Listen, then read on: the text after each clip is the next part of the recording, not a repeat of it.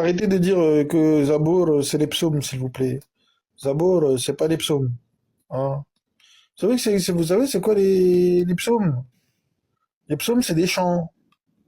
Hein. Et Daoud, alias David en français, chantez pas. Faut faire le choix, les gens. Choisissez entre David et Craig David. Hein, voilà. Assalamu alaikum. Sourate 17, verset 55. Et ton Seigneur connaît mieux ceux qui sont dans les cieux et la terre. Nous avons favorisé certains prophètes par rapport à d'autres. Nous avons donné à David les psaumes. Vous allez dans quasiment n'importe quelle traduction du Coran, Zabour c'est traduit par psaume. Donc qu'est-ce qu'on fait? Est-ce qu'on doit croire des traducteurs qui maîtrisent l'arabe, qui ont traduit le Coran? On parle de plusieurs traducteurs. Ou on doit écouter Yassine Coran seul, qui ne parle même pas la langue arabe et qui n'arrive même pas à prononcer correctement une phrase en arabe. Qu'est-ce qu'on fait? Ma réponse est qu'on ne doit croire personne. En tant que musulman, on croit à la parole de notre Seigneur, ce qui nous a été descendu venant de notre Seigneur. Concernant le dernier kitab, qui est le Coran, il a été révélé en langue arabe, pas en français, pas en anglais, mais en arabe. Et donc, à partir de ce moment-là, les gens qui ne sont pas arabophones, ils sont obligés de se référer à une traduction. Et les gens qui ne maîtrisent pas l'arabe, qu'est-ce qu'ils font?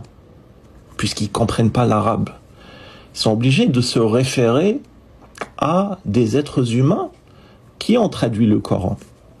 Et donc, quelle est la plus grosse probabilité?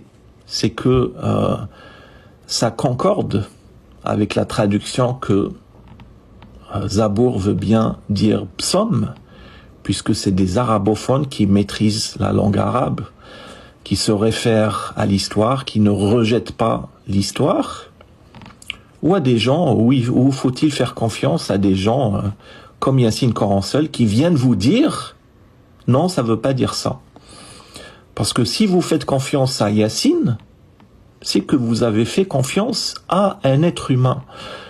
Pourquoi vous feriez plus confiance à quelqu'un qui vient vous dire quelque chose sur TikTok, qui ne parle même pas arabe, comme j'ai déjà dit,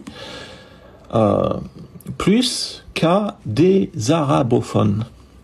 Vous voyez où je veux en venir? C'est que il faut être logique et cohérent.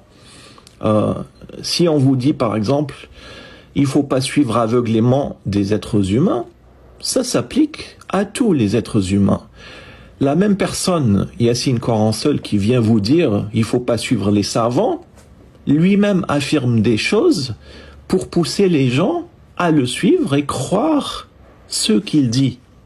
Donc la finalité, si ces gens-là viennent vous dire moi je vous explique, donc pourquoi eux seraient plus crédibles que des savants sunnites musulmans qui maîtrisent la langue arabe? Mais j'ai dit qu'ils sont pas en du moment où ils sont pas en contradiction avec le Je Coran. vais t'expliquer. Regarde, je te le répète. Dans le Coran, le messager te dit qu'il n'y a que le Coran. Et je vais passer au deuxième argument, point numéro 2. Et vous avez entendu le frère qui commençait à parler avant que Yassine Coran seul ne le coupe. Qu'est-ce qu'il a dit? Il a dit si ça ne contredit pas le Coran, et ça c'est à prendre en compte. Parce que le Coran a été envoyé à titre de guide pour les gens. C'est pas comme Yassine dit, pour dire qu'il y a que le Coran. Il n'y a aucun verset coranique qui dit qu'il y a que le Coran. Ça, c'est les paroles de Yassine. C'est pas les paroles qui sont dans le Coran. Et justement, c'est le contraire qui est vrai. Le Coran lui-même dit, on a donné le Zabour à David, les psaumes à David. Donc le Coran lui-même affirme qu'il y a autre chose que le Coran. Le Zabour qui a été donné à David, l'évangile qui a été donné à Jésus, la Torah qui a été donnée à Moïse, etc., etc. Donc le Coran lui-même prouve qu'il n'y a pas que le Coran. Et comme le Coran est une guidance, justement, on doit utiliser la sagesse qui se trouve dans le Coran pour discerner le vrai du faux. C'est-à-dire cette sagesse nous permet de regarder et juger toute chose et également juger les autres livres. Donc aujourd'hui, si vous ouvrez les psaumes de David, ouvrez ce livre et jugez par vous-même, est-ce que ça contredit le Coran ou bien au contraire, ça pousse à avoir foi en Dieu et reconnaître la grandeur de Dieu et la miséricorde de Dieu.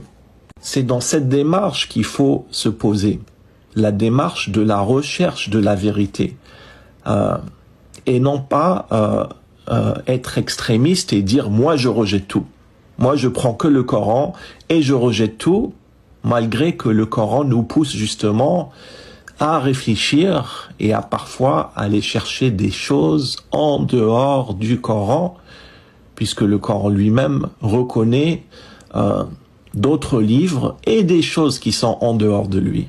Et je vais conclure cette vidéo par vous jouer une récitation de moins de 2 minutes des psaumes numéro 91. Et si vous avez jamais entendu les psaumes, appréciez par vous-même ce qui est dit. Wassalamu alaikum wa rahmatullahi wa barakatuh.